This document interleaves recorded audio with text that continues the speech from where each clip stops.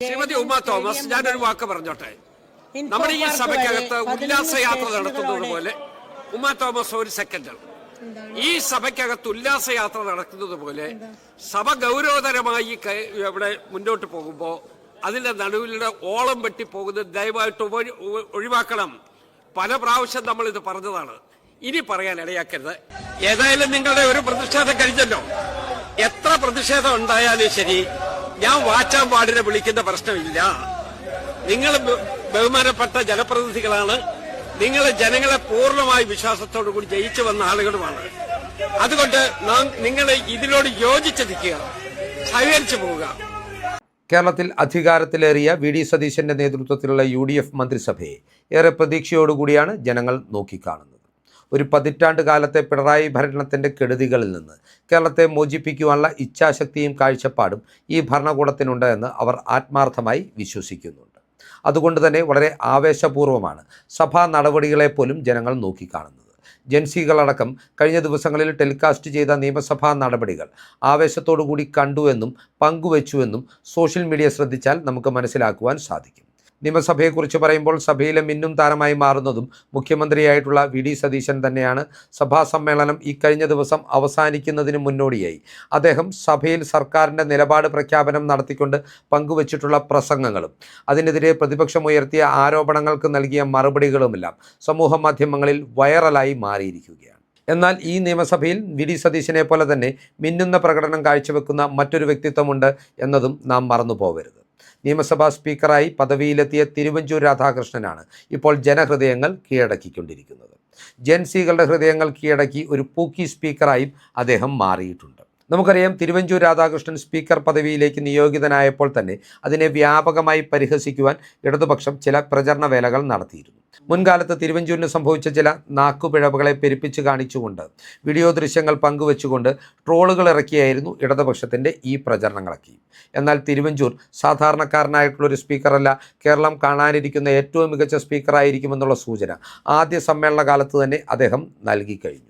നമുക്കറിയാം, ഒരു സ്പീക്കർ എന്ന പദവി വളരെയധികം നിഷ്പക്ഷത പാലിക്കേണ്ട ഒരു പദവിയാണ്. അതുപോലെ തന്നെ സഭയെ അച്ചടക്കത്തോടു കൂടി നിയന്ത്രിച്ച് മുന്നോട്ട് കൊണ്ടുപോകുവാനുള്ള ഉത്തരവാദിത്വം നിർവഹിക്കേണ്ടുന്ന ഒരു പദവിയാണ്. ഈ രണ്ട് ഉത്തരവാദിത്തങ്ങളും തിരുവഞ്ചൂർ രാധാകൃഷ്ണൻ കൃത്യമായി നിർവഹിക്കുന്നതിൻ്റെ നിരവധി മുഹൂർത്തങ്ങൾക്കും ഈ സഭാ സമ്മേളനം സാക്ഷിയായി. കുറുക്കുകൊള്ളുന്ന വാക്കുകൾ കൊണ്ട് പ്രതിപക്ഷത്തെ നിലയ്ക്ക് നിർത്തുവാനും ഭരണപക്ഷത്തെ അടക്കിയിരുത്തുവാനും തിരുവഞ്ചൂർ രാധാകൃഷ്ണന് സാധിച്ചിട്ടുണ്ട്. സഭയിൽ അച്ചടക്കമില്ലാതെ പാറി നടക്കുന്ന MLA-മാർക്കും അദ്ദേഹത്തിൻ്റെ ഭാഗത്തു നിന്ന് കൃത്യമായ മുന്നറിയിപ്പുകളും ഈ സഭാ സമ്മേളന കാലയളവിൽ ലഭിക്കുകയുണ്ടായി. തിരുവഞ്ചൂരിനെ ചട്ടം പഠിപ്പിക്കുവാനെത്തിയ പ്രതിപക്ഷ നേതാവ് പിണറായി വിജയൻ ഉൾപ്പെടെയുള്ള പ്രതിപക്ഷ നേതൃനിരയിലെ പലർക്കും കണക്കിന് കിട്ടി എന്ന് പറയത്തക്ക നിലയിലുള്ള നിരവധി സംഭവങ്ങൾക്കും ഈ കഴിഞ്ഞ ദിവസങ്ങളിൽ നമ്മൾ സാക്ഷിയായിട്ടുണ്ട്. നമുക്കറിയാം, തിരുവഞ്ചൂർ രാധാകൃഷ്ണൻ 35 വർഷക്കാലം തുടർച്ചയായി കേരള നിയമസഭയിൽ പൂർത്തിയാക്കിയ ഒരു സാമാജികനാണ്. നിയമസഭാ നടപടികളെക്കുറിച്ചും ചട്ടങ്ങളെക്കുറിച്ചും നടപടിക്രമങ്ങളെക്കുറിച്ചും കൃത്യമായ ബോധ്യമുള്ള, അദ്ദേഹത്തോളം ബോധ്യമുള്ള മറ്റൊരു ജനപ്രതിനിധി ഈ സഭയിലുണ്ടെങ്കിൽ അത് ഇപ്പോഴത്തെ മുഖ്യമന്ത്രിയായിട്ടുള്ള വി ഡി സതീശൻ മാത്രമായിരിക്കും. ചില പദവികളുടെ മഹിമ എന്തെന്നും വില എന്തെന്നും പവർ എന്തെന്നും നമ്മൾ അറിയുന്നത് ചില പ്രത്യേക ആളുകൾ ആ പദവികളിലേക്ക് എത്തിച്ചേരുമ്പോഴാണ്. ഉദാഹരണമായി പറഞ്ഞാൽ, നമ്മുടെ രാജ്യത്തെ തെരഞ്ഞെടുപ്പ് കമ്മീഷണർ ഇത്രമാത്രം അധികാരമുള്ള ഒരു പദവിയാണെന്ന് TN ശേഷൻ എന്ന വ്യക്തി ആ പദവിയിലെത്തിയതിന് ശേഷമാണ് രാജ്യത്തെ ബഹുഭൂരിപക്ഷം ജനങ്ങളും മനസ്സിലാക്കിയത്. അതുപോലെ തന്നെ കൺട്രോളർ ആൻഡ് ഓഡിറ്റർ ജനറൽ എന്ന പദവിക്ക് എത്രമാത്രം വിലയുണ്ടെന്ന് വിനോദ് റായ് എന്ന ഉദ്യോഗസ്ഥൻ ആ പദവിയിലെത്തിയപ്പോഴാണ് രാജ്യത്തിന് തന്നെ മനസ്സിലായിട്ടുള്ളത്. അത്തരത്തിൽ സ്പീക്കർ എന്ന പദവിയുടെ വ്യാപ്തി എന്താണെന്ന് ജനങ്ങൾക്ക് കൃത്യമായി മനസ്സിലാക്കി കൊടുക്കുന്ന ഒരു സ്പീക്കറായി മാറുവാൻ തിരുവഞ്ചൂർ രാധാകൃഷ്ണൻ എന്ന ജനനേതാവിന് ചുരുങ്ങിയ ദിവസങ്ങൾ കൊണ്ട് തന്നെ സാധിക്കുകയും ചെയ്തിട്ടുണ്ട്. അതുകൊണ്ട് തന്നെ തിരുവഞ്ചൂർ രാധാകൃഷ്ണൻ ഒരു സ്പീക്കർ എന്ന നിലയിൽ മിന്നൽ പ്രകടനം കാഴ്ചവെച്ചിട്ടുള്ള ഈ സമ്മേളന കാലത്തെ ചില ദൃശ്യങ്ങളുടെ പ്രസക്ത ഭാഗങ്ങൾ നമുക്കൊന്ന് കണ്ടു നോക്കാം. ശ്രീമതി ഉമ്മ തോമസ്, ഞാനൊരു വാക്ക് പറഞ്ഞോട്ടെ. നമ്മുടെ ഈ സഭയ്ക്കകത്ത് ഉല്ലാസയാത്ര നടത്തുന്നത് പോലെ, ഉമ്മ തോമസ് ഒരു സെക്കൻഡ്, ഈ സഭയ്ക്കകത്ത് ഉല്ലാസയാത്ര നടക്കുന്നത് പോലെ സഭ ഗൗരവതരമായി ഇവിടെ മുന്നോട്ട് പോകുമ്പോൾ അതിന്റെ നടുവിലൂടെ ഓളം വെട്ടി പോകുന്നത് ദയവായിട്ട് ഒഴിവാക്കണം. പല പ്രാവശ്യം നമ്മൾ ഇത് പറഞ്ഞതാണ്, ഇനി പറയാൻ ഇടയാക്കരുത്.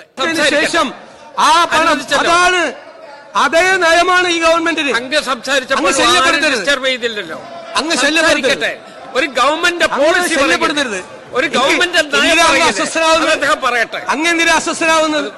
പറയാനുള്ള മതനിരപേക്ഷ മനസ്സാക്ഷി കാണിക്കാത്ത ഗവൺമെന്റിന്റെ നടപടിയിൽ പ്രതിഷേധിച്ച് ഞാനും എന്റെ കക്ഷിയും വാക്കൌട്ട് ചെയ്യുകയാണ്. ആയിക്കോട്ടെ, ഏതായാലും നിങ്ങളുടെ ഒരു പ്രതിഷേധം കഴിഞ്ഞല്ലോ. എത്ര പ്രതിഷേധം ഉണ്ടായാലും ശരി, ഞാൻ വാച്ചാൻ പാടിനെ വിളിക്കുന്ന പ്രശ്നമില്ല. നിങ്ങൾ ബഹുമാനപ്പെട്ട ജനപ്രതിനിധികളാണ്. നിങ്ങൾ ജനങ്ങളെ പൂർണ്ണമായി വിശ്വാസത്തോടു കൂടി ജയിച്ചു വന്ന ആളുകളുമാണ്. അതുകൊണ്ട് നിങ്ങൾ ഇതിനോട് യോജിച്ച് നിൽക്കുക, സഹകരിച്ചു പോവുക. ബഹുമാനായ സ്പീക്കറാണ് ഞങ്ങളുടെ അവകാശങ്ങൾ എപ്പോഴും സംരക്ഷിക്കേണ്ടത്. ഇവിടെ ഉന്നയിച്ച പ്രശ്നം സാധാരണ നടപടിക്രമങ്ങളിൽ നിന്ന് വ്യത്യസ്തമായി പെൻഷൻ വിതരണം ചെയ്തു എന്നുള്ളതാണ്. അത് ഒരു ഓഫീസിൽ കൊണ്ടുപോയി, ഒരു പാർട്ടി ഓഫീസിൽ കൊണ്ടുപോയി വിതരണം ചെയ്യുന്ന അവസ്ഥയുണ്ടായിരിക്കുന്നു എന്നാണ് പറഞ്ഞത്. അതിൻ്റെ ഭാഗമായി വാട്സപ്പ് മെസ്സേജ് അയച്ച കാര്യവും ഇവിടെ പറയുകയുണ്ടായി. സർ, ഇതൊക്കെ ക്രമവിരുദ്ധമായ നടപടിയാണല്ലോ. അത് സഭയുടെ ശ്രദ്ധയിൽപ്പെടുത്തണ്ടേ? അങ്ങനെയായാലല്ലേ ഭാവിയിൽ ക്രമവിരുദ്ധമായ നടപടികൾ ഒഴിവാക്കാൻ പറ്റൂ. അതിന് സംരക്ഷണം നൽകിയല്ലേ അങ്ങ് വേണ്ടത് എന്നതാണ് എനിക്ക് അങ്ങയെ ഓർമ്മിപ്പിക്കാനുള്ളത്. ഉപദേശത്തിന് ഞാൻ നന്ദി പറയുകയാണ്. പക്ഷേ അഴിമതി ആക്ഷേപമായിട്ട് വന്നിട്ടുള്ളത് ശ്രദ്ധ ക്ഷണിക്കലിലല്ല, അല്ലാതെ ഒത്തിരി സാധ്യതകൾ നമുക്ക് ഉണ്ട്, നിയമസഭയിലുണ്ട്. ഇപ്പൊ നമ്മൾ ചർച്ച നടത്തിക്കൊണ്ടിരിക്കുകയാണ്. ഗവർണർക്ക് നന്ദി രേഖപ്പെടുത്തുന്ന പ്രമേയം ഈ ഹൗസിന്റെ മുമ്പിൽ നിൽക്കുകയാണ്. എന്തെങ്കിലും അങ്ങനെ കാര്യങ്ങളുണ്ടെങ്കിൽ അവിടെ പറയാം. പക്ഷേ ശ്രദ്ധ ക്ഷണിക്കലിനകത്ത് ഈ പരിധിക്കപ്പുറത്തേക്ക് പോകാൻ നമ്മൾ തീരുമാനിച്ചാൽ പിന്നീട് മുന്നോട്ട് പോകാൻ പറ്റാതെ വരും. അതുകൊണ്ട് അങ്ങ് പറഞ്ഞതിനോട് എല്ലാ ബഹുമാനവും ഞാൻ ചെയ്യുന്നു.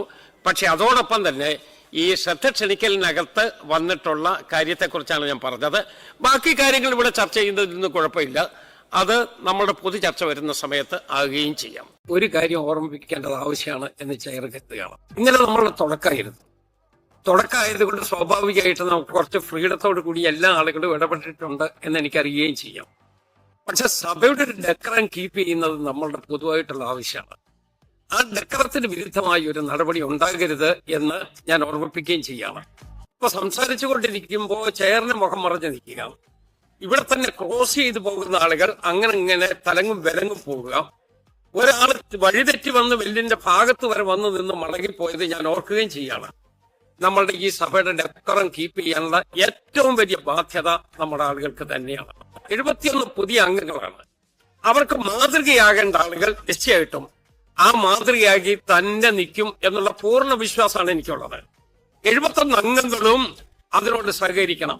നിങ്ങളുടെ ജ്യേഷ്ഠ സഹോദരന്മാർ ചെയ്യുന്ന നടപടി, അതിന്റെ നല്ല വശം എല്ലാം ഉൾക്കൊണ്ടുകൊണ്ട് ഈ 71 അംഗങ്ങളും കൃത്യമായി ഈ രൂപത്തിൽ തന്നെ പാലിച്ചു പോകണമെന്ന് അഭ്യർത്ഥിക്കുകയാണ്. സ്വാഭാവികമായിട്ടും അന്യോന്യം കുശലം പറയാനുണ്ടാകാം, അന്യോന്യം വർത്തമാനം പറയാനുണ്ടാകാം. അത് പക്ഷേ നമ്മുടെ പൊതു ഡെക്കറത്തിന് വിരുദ്ധമായി പോകരുത് എന്ന് ഞാൻ ഓർമ്മിപ്പിക്കുകയാണ്. നമ്മൾ ഈ സഭയുടെ അന്യോന്യമുള്ള ബഹുമാനം നിർത്തുകയും സഭയുടെ ഡെക്കറം കീപ്പ് ചെയ്യുകയും ചെയ്യാൻ നൂറ്റാണ്ടുകളുടെ പഴക്കമുള്ള ഈ സഭയിൽ ഇന്നത്തെ കസ്റ്റോഡിയന്മാരായ നമുക്കുള്ള ബാധ്യത ഞാൻ ഓർമ്മിപ്പിക്കുന്നില്ല, എന്നാലും ഓർമ്മിപ്പിക്കുന്നില്ല എന്ന് പറഞ്ഞുകൊണ്ട് നിങ്ങളെ ഒന്ന് സൂചിപ്പിക്കെങ്കിലും ചെയ്യാം.